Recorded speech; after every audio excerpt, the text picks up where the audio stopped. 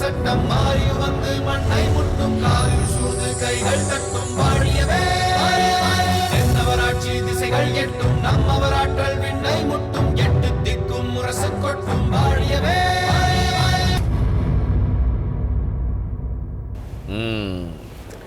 இப்பொழுதுதான் என் மனம் நிம்மதி அடைகிறது. ஏன் இப்படி சொல்கிறீர்கள்? அது ஒன்றுமில்லை கிளிவளவா. செழியனின் காதல் உறுதலை காதலாக இருந்து இருவரும் ஒன்று சேர முடியாமல் போய்விட்டால் எவ்வளவு பெரிய சங்கடம். ஏற்கனவே வாழ்க்கையில் பெரும் பாதிப்பிற்கு ஆளானவன் அல்லவா செழியன். தன் காதல் நிறைவேறாமல் போனால் எவ்வளவு வேதனைக்கு உள்ளாவான். அதற்காகத்தான் சொன்னேன். அதேபோல் தாமரையும் தன் வாழ்க்கையில் பெரிதாக எந்த சுகத்தையும் அனுபவித்திருக்க முடியாது. இளமையிலேயே பெற்றோரை இழந்த அவள் மூர்க்க குணம் கொண்ட அண்ணனிடம் பயந்து பயந்துதான் வாழ்ந்திருப்பாள். அண்ணியாக பெருந்தேவி வந்த பின் சற்று ஆறுதல் ஏற்பட்டிருந்தாலும் அது ஆரண்ய வசத்தால் பாதிக்கப்பட்டிருக்கும். செழியனை மணப்பதால் தாமரை வாழ்வில் நிம்மதி ஏற்படும் என்றால் அதை நாம் நிச்சயம் நிறைவேற்ற வேண்டும் தந்தையே. கிள்ளிவளவா, நீ தாமரை விஷயத்தில் இவ்வளவு பொறுப்போடு பேசுவது எனக்கு மிகுந்த மகிழ்ச்சியை தருகிறது. நீ சொல்வதும் உண்மைதான். நம் பொருட்டு அங்கே சென்றிருக்கிறாள். அவளுக்கு ஒரு நல்ல வாழ்க்கையை அமைத்து தர வேண்டியது நம் கடமை. நிச்சயம் அதை நாம் நிறைவேற்றுவோம். இது எனக்கு தெரிந்தது போல் செழியனிடம் நீ காட்டிக்கொள்ளாதே. பிறகு அவன் என்னை பார்க்கும் பொழுதெல்லாம் சங்கடப்படுவான். சரி தந்தையே, நான் வருகிறேன்.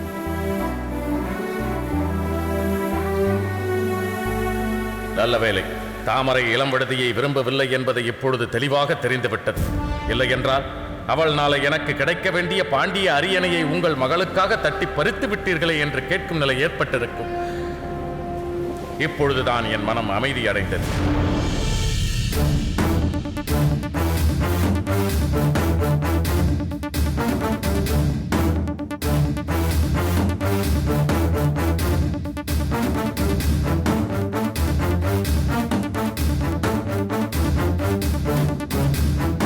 நண்பா, நண்பா வா நண்பா வா. உனக்காக தான் காத்துக் கொண்டிருந்தேன். நீ எப்போது வருவாய் என்று எதிர்பார்த்துக் கொண்டிருந்தேன். நான் அதை அறிவேன் நண்பா. குறிப்பிட்ட நேரத்திற்கு அங்கு சென்று விட்டாயா? முன்னதாகவே சென்று வெகு நேரம் காத்துக் கொண்டிருந்தேன். என் தங்கை மங்கம்மா அங்கு வந்தாள் அல்லவா? வந்தாள். மிகவும் தாமதமாகத்தான் வந்தாள். பூம்புகாரிலிருந்து புறப்படவே முடியாத நிலை ஏற்பட்டு விட்டதோ, இனி அவளால் வரவே முடியாதோ என்று நினைத்தேன். திரும்பி சென்று விடலாம் என்று நினைக்கும் நேரத்தில் அவள் வந்து விட்டாள். என்ன நண்பா இப்படி பேசுகிறாய்? நீ இங்கிருந்து என்னிடம் சொல்லிவிட்டு போக முடியும்.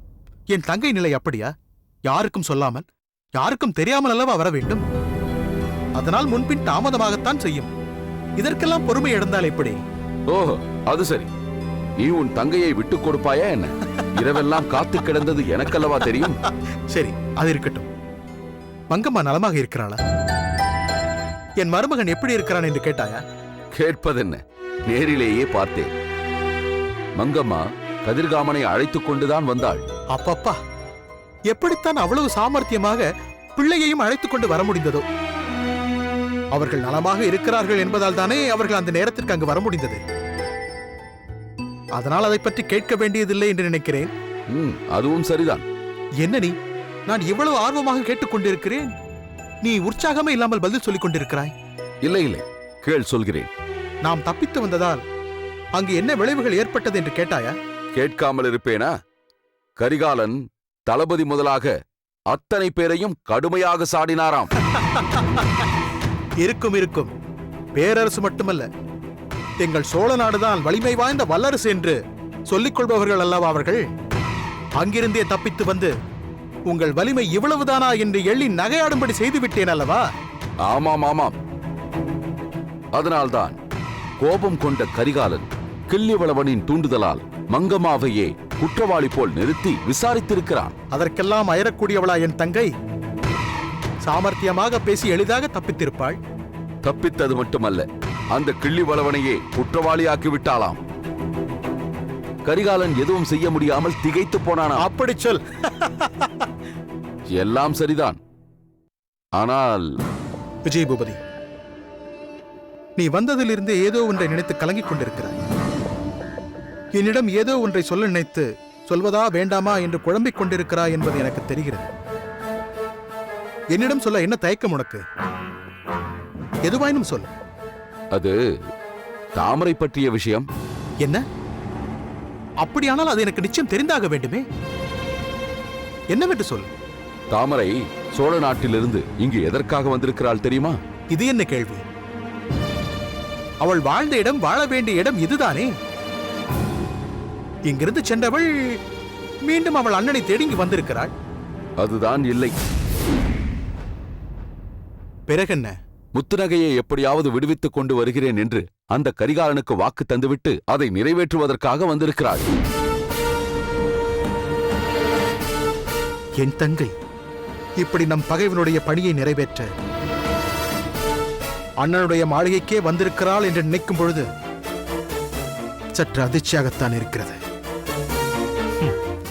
ஏது மரியாத வெகுளி பெண்ணாக வளர்ந்தவள் இப்படி சூதுவாதுகளை கற்றுக்கொண்டாளே என்று நினைக்கும் பொழுது நெஞ்சம் கொஞ்சம் பதறுகிறது நண்பா. ஆனால் அவள் திட்டம் ஒருபோதும் நிறைவேறாது நண்பா. எதனால் இப்படி சொல்கிறாய்? நண்பா, நீ உன் மனைவியை சந்தித்த இந்த மகிழ்ச்சியான இரவில் என்னை மணந்து எனக்கு மனைவியாக வாழ சம்மதம் தெரிவித்து விட்டாள் முத்துநகை.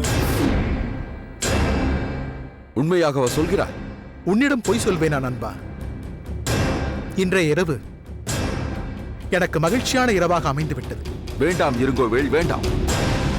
இது நல்லதல்ல, மகிழ்ச்சிக்குரிய செய்தியும் அல்ல. இதனால் பல சங்கடங்கள் ஏற்படும். என்ன பேசுகிறாய் விஜய பூபதி? நீ மங்கம்மாவை மணக்க தயங்கிய போது உன்னை சமாதானப்படுத்தி அனுப்பி வைத்தவன் நான். அதனால் நான் முத்துநகையை மணக்கப் போகிறேன் என்பதை கேட்டு உன் வஞ்சத்தை மாற்றிக்கொண்டு எனக்கு ஆதரவாக இருப்பாய் என்று நினைத்தேன். ஆனால் நீயோ முதலையும் மூர்க்கனும் கொண்டது விடாது என்பது போல் எனக்கு எதிராகவே பேசிக் கொண்டிருக்காய். நான் இதை பற்றி உன்னிடம் சொன்னதே தவறு என்பது இப்பொழுதுதான் எனக்கு புரிகிறது. இது என்ன? நான் பூம்புகார் எல்லைக்கு சென்று திரும்புவதற்குள் இருங்கோவேலிடம் கொண்டிருந்த வெறுப்பின் எல்லையிலிருந்து மாறிவிட்டாளா முத்துநகை? அது எப்படி அவ்வளவு சீக்கிரம் மனம் மாறியிருக்க முடியும்? இல்லை, இப்படி சொல்லி அவனை நம்ப வைத்து என்னிடம் போட்ட சவாலை நிறைவேற்ற பார்க்கிறாள். இதற்கு பின் ஏதோ சதி இருக்கிறது. இருக்கட்டும், எப்படியும் அதை கண்டுபிடிக்கிறேன். இதோ பாருங்கள், செடியன் வந்ததும் நான் அவனிடம் பேசும் பொழுது நீங்கள் யாரும் சிரித்துவிடக் கூடாது. எல்லோரும் என்னை போல் பரபரப்பாக இருப்பது போல் காட்டிக்கொள்ள வேண்டும். ஏன் பிரபு இப்படியெல்லாம் செய்ய வேண்டும்? எங்களை எல்லாம் அவ்வப்போது மிரட்டி பதட்டமடைய செய்து விளையாடியது போதாதா? அம்மா, செழியன் அண்ணாவையும் அப்பா நம்மில் ஒருவராக கருதுகிறார் என்பது தங்களுக்கு தெரியாதா? அதனால் தானே அனைத்து பணிகளிலும் அவரை இணைத்துக் கொள்கிறார். அது புரிகிறதம்மா. ஆனால் அவனோ இவ்வளவு காலம் சிறையில் இருந்துவிட்டு இப்போதுதான் வந்திருக்கிறான். அவன் சிறையில் இருந்தபோது அங்கு என்னென்ன சித்திரவதைகளை அனுபவித்தானோ? அது போதாதென்று நாம் வேறு இப்படியெல்லாம் மிரட்டி அவனை சங்கடப்படுத்த வேண்டுமா? அம்மா, அங்கு நடந்தவைகளையே தாங்கிக் கொண்ட செழியனுக்கு இங்கு நடப்பதெல்லாம் மிகவும் சாதாரணமாகத்தான் இருக்கும். வரட்டும், என்ன சொல்கிறான் என்று பார்க்கலாம். செழியன் வருகிறான். அனைவரும் அமைதியாக இருங்கள்.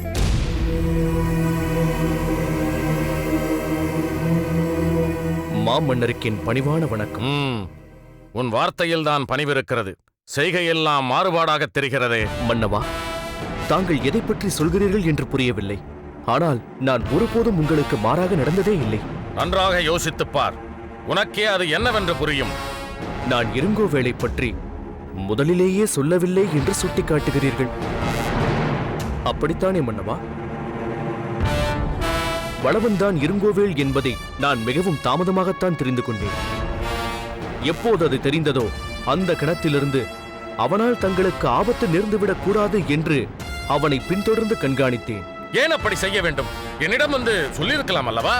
என்னையே நான் வெளிப்படுத்திக் கொள்ள முடியாத நிலையில் இருந்தபோது அவனை பற்றி எப்படி சொல்லியிருக்க முடியும்? அத்தோடு எனக்கு வேறொரு தடையும் இருந்தது. அப்படி என்ன தடை வந்து விட்டது? யார் உன்னை தடுத்தார்கள்? தாமரை. தாமரைதான் உன்னை நான் அழைத்து வந்ததற்கு நீ எனக்கு நன்றி கடன் செலுத்துவதானால் என் அண்ணனை பற்றி மன்னரிடம் சொல்லக்கூடாது என்று தடுத்து விட்டாள். இது என்ன சாதாரண விஷயமா? தாமரை சொன்னாள் என்பதற்காக நீ அப்படி செய்யலாமா? என்னை விடுவித்து அழைத்து வந்த வேளிர் இளவரசி சொல்லும் போது நான் எப்படி கேட்காமல் இருக்க முடியும்? எனக்கென்னவோ, அது மட்டும் காரணமாக இருக்கும் என்று தோன்றவில்லை. வேறு எந்த காரணமும் இல்லை மன்னா. இருக்கிறது. மன்னா, நீ அவளை காதலிக்கிறாய். கண்ணின் கடைக்கண் பார்வை காதலியர் காட்டிவிட்டால் மண்ணில் குமரர்க்கு மாமலையும் ஒரு கடுகாம் என்பார்கள் காதலின் மகத்துவம் அறிந்தவர்கள். தாமரை பார்வையால் மட்டுமல்ல, வார்த்தையாலும் சொல்லிவிட்டால் எனும் பொழுது நீ எப்படி கேட்காமல் இருக்க முடியும்? என்ன பார்க்கிறாய்? கிள்ளிவளவன் நீ எப்படியெல்லாம் புலம்பிக் கொண்டிருந்தாய் என்று விரிவாக சொல்லிவிட்டான். அண்ணா அண்ணா, இவர் எப்படி புலம்பினார் என்பதை என்னிடமும் ஒரு முறை சொல்லுங்கள். நான் எதற்கமா சொல்ல வேண்டும்? புலம்பியவனே இங்கு நிற்கிறானே, அவனிடமே கேட்டு தெரிந்து கொள். அவரை என்ன கேட்பது? அவர் எப்படி புலம்பி இருப்பார் என்பது எனக்கே தெரியுமே. அப்படியா? அது எப்படி என்று சொல் பார்ப்போம். தாமரை தாமரை, நீ வெறும் பொய்கையில் மட்டும் மலரும் தாமரை இல்லை, என் இதயத்தில் மலர்ந்த தாமரை, இதய தாமரை. இந்த தாமரையை மலர வைக்க வேண்டும் என்பதற்காகவே சூரியனாக நான் உதயமாக இருக்கிறேன். எங்கே என்னை பார், நீ மலர்ந்து சிரிப்பதை நான் மகிழ்வோடு பார்க்க வேண்டும் என்று கெஞ்சி இருப்பார். போதும் இளவரசி, போதும். பக்கத்திலிருந்து பார்த்தது போல் பக்கத்திற்கு பக்கம் அப்படியே ஒப்புவிக்கிறீர்களே. ஓ, அப்படியானால் இப்படித்தான் புலம்பினீர்களா? தந்தையே, எப்படி? பிரமாதம். ஆனால் இது போதும். இதற்கு மேல் கேலி செய்தால் செடியன் இங்கிருந்து ஓடிவிடுவான். செடியா, சிறிது நாட்கள் பொறுத்துக்கொள். பாண்டிய மன்னரை சந்திக்கும் பொழுது நானே தாமரையை பற்றி சொல்கிறேன். அதற்கு அவசியமே இல்லை மன்னவா. முதலில் தாமரையை பற்றி என்னிடம் சொல்லி அவளது ஓவியத்தை காண்பித்தவர் பாண்டிய பேரரசர்தான். மிகவும் நல்லதாக போய்விட்டது.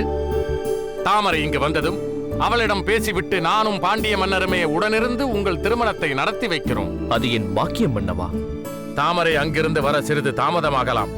தகுந்த சூழ்நிலையும் நேரமும் அமையும் போதுதானே முத்துநகையை அழைத்து வர முடியும். நீ வேண்டுமானால் இந்த இடைவெளியில் பாண்டிய நாட்டிற்கு சென்று விட்டு வருகிறாயா? இங்கு வந்த நீ ஏன் இன்னும் பாண்டிய நாட்டிற்கு வரவில்லையே என்ற எண்ணம் பாண்டிய மன்னருக்கு ஏற்படலாம் அல்லவா? தாங்கள் சொல்வது உண்மைதான். ஆனாலும் நான் அங்கு சென்று விட்டால் அங்குள்ள பணிகளில் மூழ்க நேரும். முத்துநகை தப்பித்து வந்தாளா, தாமரை எந்த ஆபத்தும் இல்லாமல் வந்து சேர்ந்தாளா என்று அதே சிந்தனையாக இருக்கும். மனதில் அமைதி இருக்காது. அதனால் அவர்கள் இங்கு வந்த பிறகு நான் அங்கு செல்கிறேன். எப்படியோ தாமரையை பார்க்காமல் சூரியன் நகராது என்று தெரிகிறது.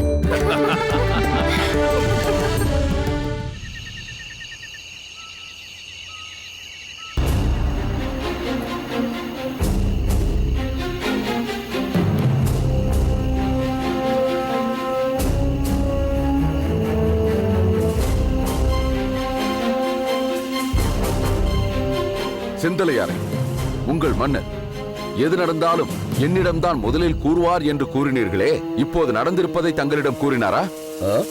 எதை கேட்கிறீர்கள்? இருங்கோவேள் முத்துநகையை மணந்து கொள்வது உறுதியாகிவிட்டது. ஆனால் அந்த பெண் அதை ஏற்றுக்கொள்ளவில்லையே. அவளும் தன் சம்மதத்தை தெரிவித்து விட்டாள். அதிலும் அவள் தன் சம்மதத்தை யாரிடம் சொல்லி அனுப்பியிருக்கிறாள் தெரியுமா? யாரிடம்? தாமரையிடம். தங்கையிடமே தமையனை மணக்க சம்மதம் என்று சொல்லி அனுப்பியிருக்கிறாள். ஆனால் தாமரை அதை ஏற்றுக்கொள்ள மாட்டாளே. ஏற்கவில்லைத்தான். ஆனால் ஒரு பொறுப்பான தூதுவனைப் போல் அங்கு சொன்னதை அப்படியே இங்கு வந்து சொல்லிவிட்டாள். ஏன் இப்படி செய்தாள்? முதலில் நம்மிடம் வந்து சொல்லி நாம் என்ன செய்யலாம் என்று யோசனை கேட்டிருந்தால் ஏதேனும் செய்திருக்கலாமே. இருங்கோவேளுக்கு முத்துநகையின் கருத்தை தெரியாமல் தடுத்திருக்கலாமே. எவ்வளவு காலத்திற்கு தடுக்க முடியும்? ஒரு முறை அவர்கள் இருவரும் சந்தித்தால் மறுகணமே இருங்கோவேளுக்கு அது தெரிந்துவிடப் போகிறது. நீங்கள் சொல்வது சரிதான். அதனால் எதுவும் மாறிவிடப் போவதில்லை. வேறொரு வழியை தான் யோசிக்க வேண்டும். ஒரே வழிதான். ஒரே அடியாக அவளை தீர்த்து கட்ட வேண்டியதுதான். முன்பு முயன்று நடக்காமல் போனதை இன்று செய்துவிட வேண்டியதுதான். பொறுங்கள் விஜயபூபதியாரே, முன்பு நடந்த முயற்சியிலேயே காதலா நட்பா என்ற கேள்வியை எழுப்பிவிட்டார் மன்னர். நான் உங்களிடம் வேண்டிக் கொண்டதால் தான் தாங்கள் மீண்டும் அதுபோன்ற முயற்சியில் ஈடுபடவில்லை என்று நினைத்துக் கொண்டிருக்கிறார். இந்த நேரத்தில் தாங்கள் இப்படி ஒரு காரியத்தில் ஈடுபட்டால் உங்கள் முயற்சியும் வெற்றி பெறாது, உங்கள் நட்பும் நிலைத்திருக்காது. ஏன் ஏன் என் முயற்சி வெற்றி பெறாது என்கிறீர்கள்? அந்த அளவிற்கு அவளை சுற்றி பாதுகாப்பு வளையம் போட்டிருக்கிறார் மன்னர். முத்துநகையை சந்திக்க யார் சென்றாலும் அவர்கள் கண்காணிக்கப்படுகிறார்கள். அங்கு யார் சென்றார்கள், எதற்காக சென்றார்கள் என்ற விவரமும் உடனே இருங்கோவேலுக்கு தெரிவிக்கப்படுகிறது. அப்படியானால் நாம் வேறு என்னதான் செய்வது? எப்படியோ நடந்துவிட்டு போகட்டும் என்று கையை கட்டிக்கொண்டு உட்கார்ந்து விட வேண்டியதுதானா? இல்லை விஜயபூபதியாரே, இல்லை. நாம் இந்த திருமணத்தை எப்படியாவது நடக்க விடாமல் தடுத்து விட வேண்டும். வேளிர் குடியான மிழலை கூற்றத்தின் பெண்ணான பெருந்தேவி இருந்த இடத்தில் சோழ நாட்டிலிருந்து வந்த ஒரு புலவரின் பெண்ணான முத்துநகை இடம்பெறக்கூடாது. அப்படி சொல்லுங்கள். அதிலும் அவள் யார்? கரிகாலனுக்காகவே உளவு வேலை பார்க்க வந்தவள். கரிகாலனை கொல்ல முயன்ற வல்லவனை கொன்ற செழியனை இருங்கவேலின் சிறையிலிருந்து மீட்டுச் செல்ல வந்தவள். இன்று அந்த செழியன் அவள் உதவி இல்லாமல் தாமரையால் விடுவிக்கப்பட்டு சோழ நாடு சென்று விட்டாள். தாமரையோடு செல்லும் போது மீண்டும் அவளோடு திரும்பி வருவதாக வாக்களித்தான் என்று தாமரை சொன்னதாக இருங்கவேலே சொன்னார். அப்போதே அது நடக்காது என்று எனக்கு தெரியும். கூண்டிலிருந்து விடுபட்டு பறந்த கிளி மீண்டும் தானாக வந்து கூண்டிற்குள் அடைபடுமா? இன்று தாமரை தன்னன் தனியாக தான் மட்டும் வந்திருக்கிறாள். அதுவும் எதற்காக வந்திருக்கிறாள் தெரியுமா? முத்துநகையை இங்கிருந்து மீட்டுச் செல்வதற்காக வந்திருக்கிறாள். அப்படியாவது அவள் சென்று விட்டால் பரவாயில்லையே. அதுவும் நடக்கவில்லையே. அவள் இனி நான் இங்கிருந்து போக மாட்டேன், இருங்கோவேளை மணந்து வேளிர் குல ராணியாவேன் என்கிறாளே. இந்த வேடிக்கையை பார்த்தீர்களா செந்திலையாரே? சோழ நாட்டு பெண்ணொருத்தி வேளிர் குல ராணியாக பார்க்கிறாள். வேளிர் குல இளவரசி ஒருத்தி சோழ நாட்டிற்காக பணி செய்ய இங்கே வந்திருக்கிறாள். இது வேடிக்கை அல்ல விஜயபூபதியாரே, வேதனைக்குரிய நிகழ்ச்சி. சில நாட்கள் சோழ நாட்டில் இருந்ததாலேயே தாமரை இப்படி மாறிப்போனாள் என்றால் அதற்கு காரணம் அவர்கள் காட்டிய அன்பு மட்டுமா? அதற்கும் மேலான ஒரு ஈர்ப்பு. தாமரை எப்படியோ போகட்டும், என்றோ ஒரு நாள் யாரோ ஒருவரை மணந்து கொண்டு எங்கோ போக வேண்டியவள் தானே. ஆனால் இருங்கோவேல் பிரச்சனை அப்படி அல்ல. இருங்கோவேல் முத்துநகையை மணந்து அதன் மூலம் ஒரு குழந்தை பிறந்தால் அது எப்படி வேளிர் குலத்தின் உண்மையான வித்தாக இருக்க முடியும்? அதனால் நாம் அதை தடுத்தே தீர வேண்டும். இறுதி வரை அதை நிறுத்துவதற்கு நாம் இணைந்தே செயல்பட வேண்டும். அப்படியும் அதை செய்ய முடியவில்லை என்றால் வேளிர் குலத்தின் தூய்மையை காக்க நாட்டையே இழக்க நேர்ந்தாலும் பரவாயில்லை. நான் அந்த முத்துநகையை என் கையாலேயே கொன்றே தீருவேன்.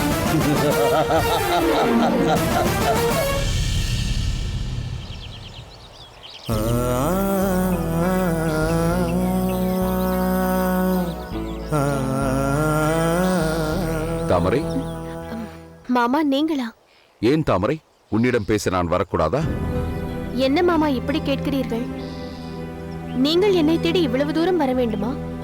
யாரிடமாவது சொல்லி அனுப்பியிருந்தால் நானே வந்து தங்களை சந்தித்திருப்பேனே. மாமா, என்னை பொறுத்தவரை என் அண்ணன் வேறு நீங்கள் வேறு என்று நான் ஒருபோதும் நினைத்தது கிடையாது.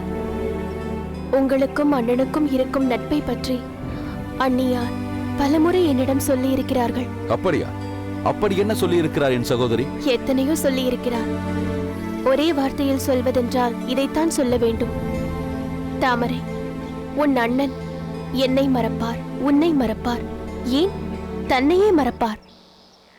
ஆனால் ஒருபோதும் தன் உயிர் நண்பரான விஜயபூபதியை மட்டும் மறக்கவே மாட்டார் என்று சொல்லி இருக்கிறார் என் அண்ணியார். என் உடன்பிறவா சகோதரி பெருந்தேவி என் மீது எந்த அளவிற்கு பாசம் வைத்திருந்தால் எனக்கும் இருங்கவேலுக்கும் இடையில் இருந்த நட்பை எந்த அளவிற்கு புரிந்து கொண்டிருந்தாள் என்பதற்கு இந்த ஒரு வார்த்தையே போதும். நானும் அதை உணர்ந்து கொண்டேன் மாமா. இப்படிப்பட்ட உன்னதமான நட்பின் காரணமாகத்தான் பூம்புகாரில் வளவனாக வந்து நடித்த போது தனது வேடம் கலைந்து தான் மட்டும் தப்பித்தால் போதும் என்ற நிலை இருந்த நேரத்தில் கூட என்னை காப்பாற்றி சிறையிலிருந்து விடுவித்து இங்கு அழைத்து வந்தார் உன் அண்ணன். அப்போது நானும் பூம்புகாரில் தானே இருந்தேன். அந்த நேரத்தில் ஒவ்வொரு கணமும் என்ன நேருமோ என்ற நிலைதானே இருந்தது. அண்ணன் தான் தப்பித்ததோடு தங்களையும் தப்பிக்க செய்துவிட்டார் என்றறிந்து பூம்புகாரே கலகலத்து போய்விட்டது. கரிகாலர் தனது ஆட்சியின் மாற்றி வீழ்ச்சி அடைந்து விட்டது என்று வேதனைப்பட்டார். இப்படி தன்னுயிருக்கு ஆபத்து வந்த நேரத்திலும் என்னுயிரை காக்க முயன்று சிறையிலிருந்து மீட்டு வந்த உன் அண்ணனின் வாழ்வு நலமாக இருக்க வேண்டும் அல்லவா? அதற்கு நாம் ஒவ்வொருவரும் பாடுபட வேண்டும் அல்லவா? அதில் என்ன சந்தேகம்? நாம் அதைத்தானே செய்து கொண்டிருக்கிறோம். அது உண்மை என்றால் முத்துநகை உன் அண்ணனை மணக்கப் போகிறேன் என்று சொல்வதை நாம் ஏற்றுக்கொள்ளலாமா? உன் அண்ணன் அவளை மணந்து கொள்வதை நாம் அனுமதிக்கலாமா? கூடவே கூடாது. அன்பின் வடிவான என் அண்ணி இருந்த இடத்தில் ஆங்காரம் கொண்ட முத்துநகை வந்து அமரவே கூடாது. உத்தம குணங்கள் கொண்ட என் அண்ணியை தவிர வேறு யாரையும் நான் அண்ணியாக ஏற்றுக்கொள்ள மாட்டேன். ஆனால் அவளை இங்கு அழைத்து நிலைமை இவ்வளவு மோசமாக வளர்வதற்கு காரணமாக இருந்தவள் நீதானே?